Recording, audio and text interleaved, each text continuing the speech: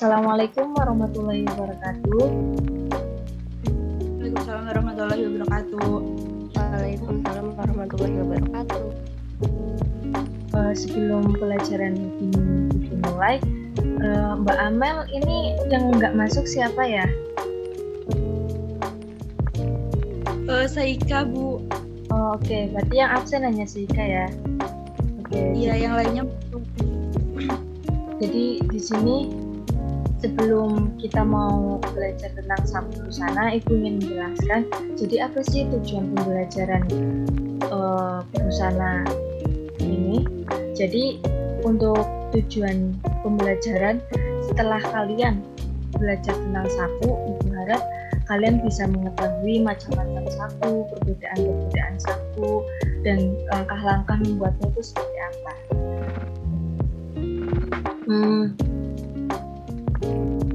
Mungkin sebelum pembelajaran dimulai, berdoa dulu ya, menurut kepercayaan dan keyakinan masing-masing. Berdoa mulai.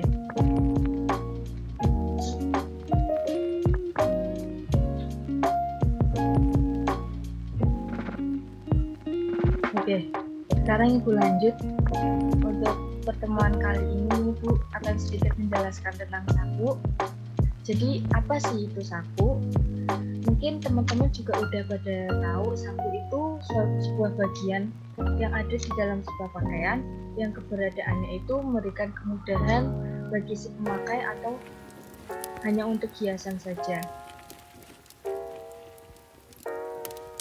Terus jadi untuk bahan dan alatnya itu ada mesin obras, mesin jahit, gunting, setrika, kapur, piselin, penggaris, jarum pentul, pendedel benang, dan ini satu lagi, maaf, ketinggalan masukkan. Untuk kainnya biasanya memakai kain baju. Jadi berharap nanti kalian ketika praktek bisa menggunakan kain baju terlebih dahulu sebelum membuat di kain yang sesungguhnya ya.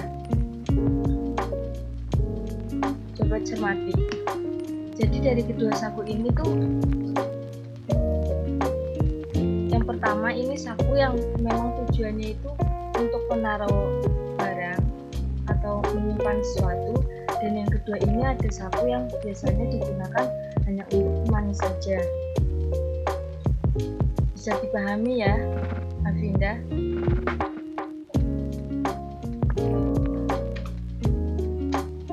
Iya Bu, bisa Bu. Oke. Selanjutnya, untuk macam-macam sapu sendiri itu ada dua macam. Yang pertama ada sapu luar, dan yang kedua ada sapu dalam. Dan untuk pertemuan pada kali ini, Ibu akan menjelaskan tentang sapu luar dulu, yaitu sapu yang ditempel pada bagian luar pakaian dengan cara disetik atau dijahit. Biasanya sapu luar ini ada di bagian kemeja, daster, atau busana anak.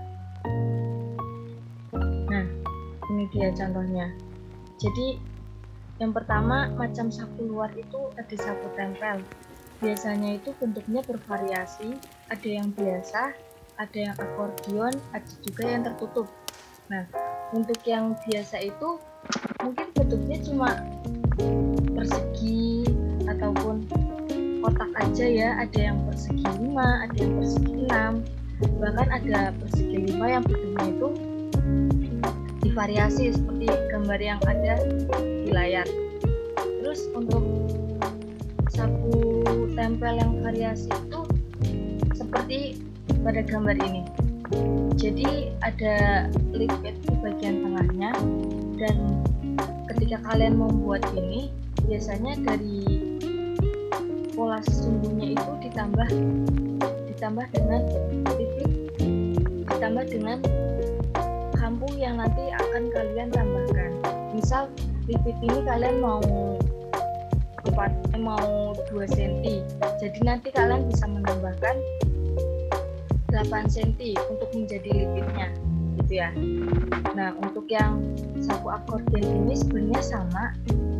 Sapu akordion ini bentuknya sama seperti yang variasi seperti ini, cuman untuk sapu akordion ini memiliki volume.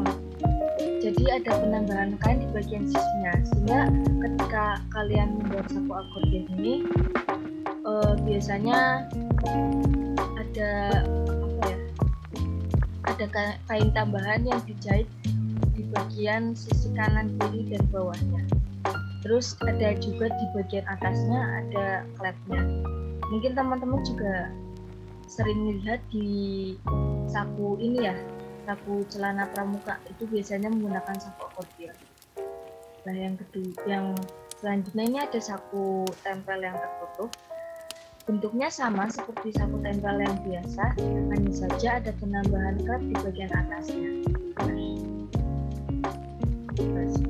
Nah, jadi apa saja sih yang harus diperhatikan ketika kalian membuat saku luar? Yang pertama ada arah serat. Bahkan bukan hanya membuat saku ya, untuk membuat pakaian saja arah serat itu harus tetap diperhatikan. Jangan sampai kalian menjahit sebuah pakaian atau menjahit sebuah saku tapi arah seratnya itu salah. Nanti bisa saja seratnya itu kayak berubah gitu atau mungkin keluar dari seratnya. Yang kedua ada motif. Jadi ketika kalian menggunakan kain yang bermotif atau motifnya kotak-kotak atau garis, mungkin jangan lupa diperhatikan juga biar kelihatan rapi. Diperhatikan juga motifnya. Yang ketiga ada variasi atau modelnya. Jadi yang diperhatikan di sini variasi yang kalian mau buat itu seperti apa. Ketika kalian mau membuat saku akordion, jadi kalian juga membuat pola-pola dari saku akordion sendiri. Jangan sampai salah ketika kalian mau membuat saku tempel, ternyata buatnya pola saku akordion ataupun sebaliknya. Untuk langkah-langkahnya, untuk membuat saku tempel sendiri itu yang pertama meletakkan pola di atas bahan dengan memperhatikan lebar kampuh selebar 1 cm, kecuali lebar bagian kelim atas saku.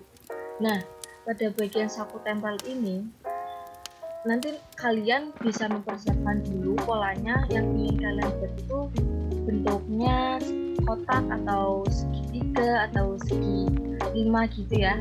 Nanti kalian bisa buat polanya terlebih dahulu, setelah itu ditempelkan pada bahannya. Kedua, selanjutnya untuk langkah-langkah selanjutnya gunting bahan tersebut sesuai dengan bentuk pola, tapi dikasih kampuh juga ya, jangan lupa dikasih kampuh.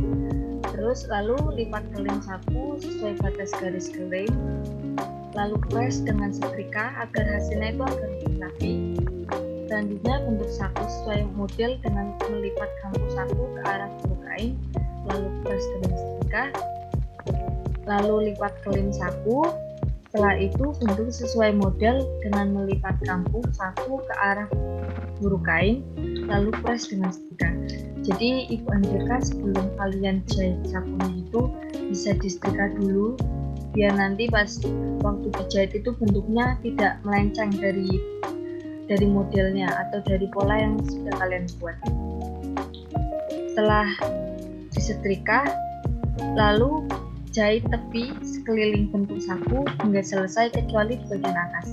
Jadi untuk bagian atas saku sendiri ini jangan dijahit.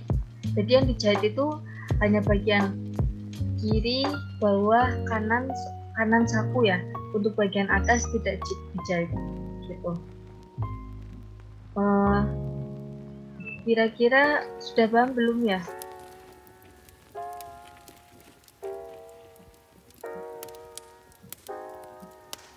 Apakah ada yang ingin ditanyakan?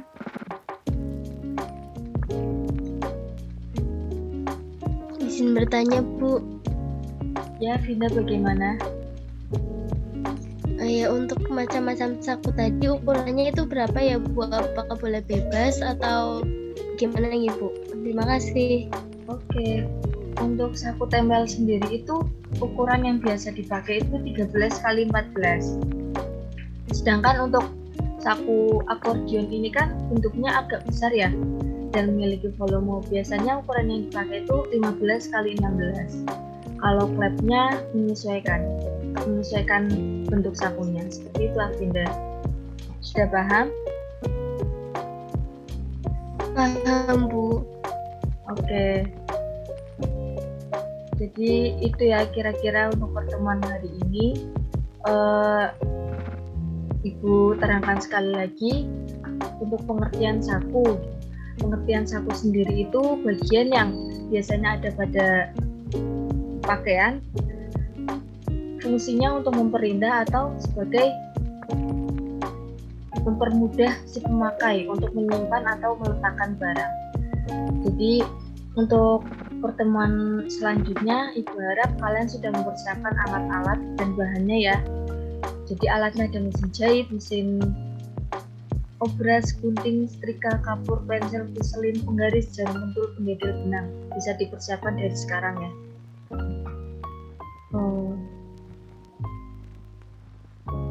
Mungkin cukup sekian materi dari Ibu. Ibu harap bisa dipahami ya. Kalau mungkin nanti ada yang ingin ditanyakan, bisa ditanyakan lewat WA group atau PC langsung ke Ibu.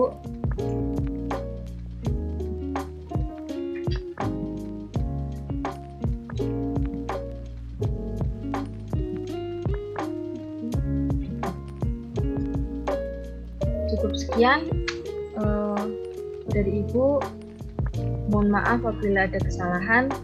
Tetap jaga kesehatan.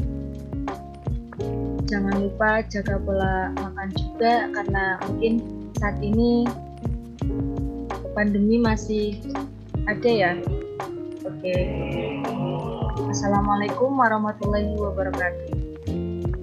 Waalaikumsalam warahmatullahi wabarakatuh. Terima kasih, Bu. Oke, sama-sama Bunda.